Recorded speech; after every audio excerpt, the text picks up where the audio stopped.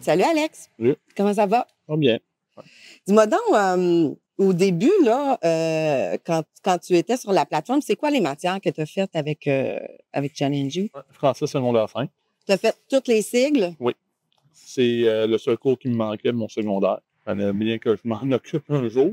Ouais. Fait que 5, tu as fait les 4 sigles, donc Ouais. tu t'es déplacé à 7 reprises pour aller faire les examens. Oui. Un gars courageux. Oh, c'est pas si pire que ça. Puis ça t'a pris combien de temps de faire ça, là, cette matière-là au complet? 4 ans. Comment ça? Je travaille à temps plein. Ouais. Il y a eu aussi pas mal d'événements qui sont arrivés au cours des 4 dernières années qui m'ont retardé, malheureusement. Ouais.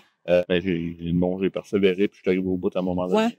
Tu sais, ça a été long, mais en même temps, tu n'as jamais lâché. Non. Tu aurais pu à un moment donné dire, OK, je suis tanné, j'arrête. Au bout de 4 ans, là, c'est sûr qu'on est tanné, mais tu as persévéré puis tu as réussi d'aller au bout, tu sais. Oui. C'est fou quand même, là. Hein?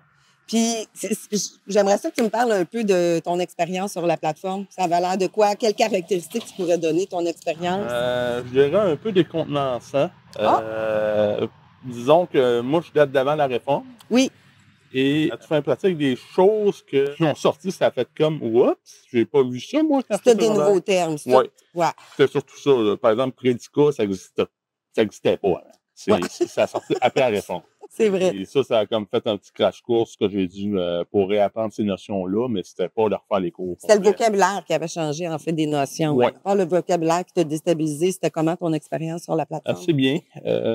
Plus facile à gérer qu'avec les méthodes plus traditionnelles. Comme? Cahiers. J'ai essayé à 3 reprises. J'étais même pas capable de commencer le premier cycle avec les cahiers puis tout. OK. Parce que c'était juste pas... J'avais juste pas la motivation de m'asseoir devant un cahier, sur la table à cuisine, puis de commencer à travailler pendant 1 heure de temps à chaque soir. Là. C'était comme... Puis d'envoyer tout par la poste en plus. Ouais. C'était trop compliqué, puis c'était archaïque un peu, là. C'était plus que c'était pas motivant pour un somme. Ouais. OK. Mais t'es un gars d'info aussi. Ouais. Fait que c'est clair que travailler en ligne, déjà là, ça te correspond plus, ça te ressemble plus. Et moi, je faisais plus le lien avec ce qu'on appelle de l'entrée de données. Donc, c'était plus... je faisais tout dans ma tête, je faisais juste rentrer c'est après ça ce que j'avais à rentrer dans ma machine. OK. Puis avec les profs, comment c'était? Ça allait bien. Côté communication, ça a quand même allé très bien. Qu'est-ce qui s'est passé dans ton parcours scolaire qui a fait que tu n'as pas finalisé ton français? Disons que ça a été... Secondaire, ça a été très difficile pour moi. Une intimidation, et ainsi de suite. Ça a fini que souvent, la manière que je passais mes cours, c'était sur les examens du ministère. Ouais. Et ça m'a joué un mauvais tour en secondaire 4 parce qu'à l'époque, il n'y avait pas d'examen du ministère pour secondaire 4. C'est la pondération de l'année. Ouais. Ça m'a joué un très mauvais tour, évidemment. Ouais. J'ai doublé. Je m'enlignais pour encore une fois faire la même chose. Puis au final, ça a été le psychoéducateur de l'école, Christian, que je le remercie encore pour ça, qui a réussi à le convaincre de me mettre sur un programme pour mon français à mon rythme. Ah, wow. Je l'ai fini en 2 mois et demi. Ah, ouais, hein, c'est fou. C'est à toute fin pratique, je voulais juste m'en débarrasser, passer à autre chose. De toute façon, tu as réussi, puis tu avais les compétences pour le réussir. Puis il y a quelqu'un qui a répondu à ton besoin. Dieu merci, on est content. C'est juste plate qu'il était comme trop tard pour faire le secondaire 5, mais ça m'a au moins permis d'aller faire mon DEP par après, puis après de travailler en informatique. T'as-tu essayé d'aller en présentiel, faire la FGA, Formation générale des adultes en français, en présentiel? J'ai essayé, puis je pense que c'est peut-être l'effet de classe, plus le fait que je suis pas confortable en foule habituellement. Vraiment pas. Fait que déjà en partant, à l'école, j'y allais de reculons à tous les matins.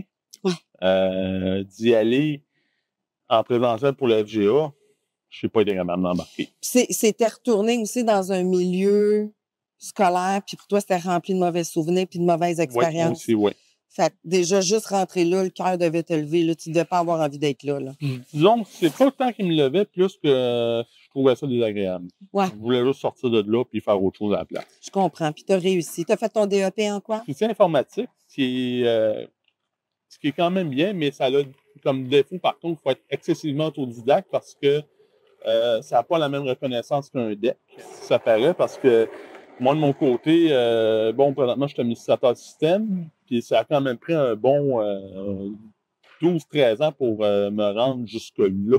En comparaison, quelqu'un qui a son DEC, s'il a capacité après 5-6 ans, souvent, il va tomber administrateur. Est-ce que toi, là, avec ton DEP, tu as ton diplôme en main, donc tu aurais la possibilité d'aller faire des études postsecondaires?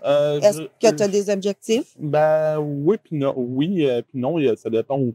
santé, ça peut changer assez rapidement. J'en regarde pour possiblement changer de carrière d'ici 2 à 3 ans. OK. Possiblement transport aérien.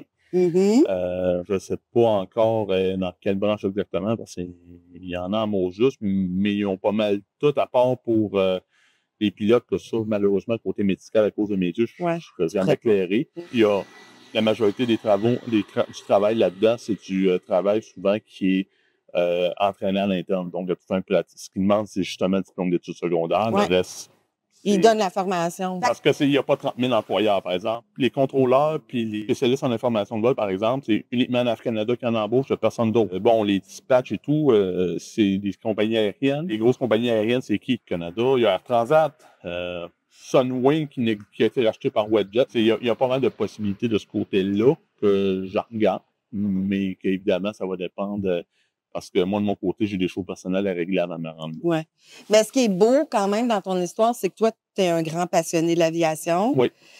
Puis là, avec ton diplôme dans les mains, c'est possible pour toi de rêver et de dire, il y a possibilité, si je place toutes mes cartes comme il faut, je peux y aller. Tu sais. Oui. Ça, c'est beau, là. Oh, oui, c'est ça. C'est vraiment trippant. Si tu étais devant quelqu'un, par exemple, qui travaille sur la plateforme, un étudiant qui utilise la plateforme, qui serait complètement découragé, là, qui aurait de la misère à être persévérant, qui voit plus le bout, qu'est-ce que tu pourrais lui donner comme conseil? Prendre du recul. Des fois, juste arrêter, prendre un break 15-20 minutes, c'est ridicule l'effet que ça aide. Parce qu'on est trop dans un texte, par exemple, en français, c'est pas mal plus dur des fois de voir entre les lignes puis de commencer à de vraiment pouvoir analyser correctement. C'est juste prendre du recul, des fois, ça permet d'aider puis de se replacer comme du monde. J'adore ce que tu viens de dire parce que souvent, les gens ont peur justement de prendre un pas de recul parce qu'ils disent « Oh non, je vais abandonner, je vais lâcher. » Non, c'est vraiment une solution efficace là, qui fonctionne. Puis à travers tous les diplômés que j'ai rencontrés, vous le dites toute la gang. En termes de méthodologie, y a-t-il quelque chose que tu as instauré que c'est toi qui as pensé à faire ça? Vraiment, c'est plus que je prenais mon temps. J'y allais étape par étape. Oui. C'est sûr qu'il y a des bouts qui étaient un petit peu plus difficiles à cause que, j'ai mon aspect de l'autisme, fait que c'est un petit peu plus compliqué pour moi. Mais c'était vraiment de prendre le temps, puis quand nécessaire, de juste arrêter puis de reculer un peu pour me replacer puis après de continuer. C'est vraiment ça qu'il fallait faire. C'était ton truc à toi qui a vraiment fonctionné. Oui. Merci, Alex. Merci à vous.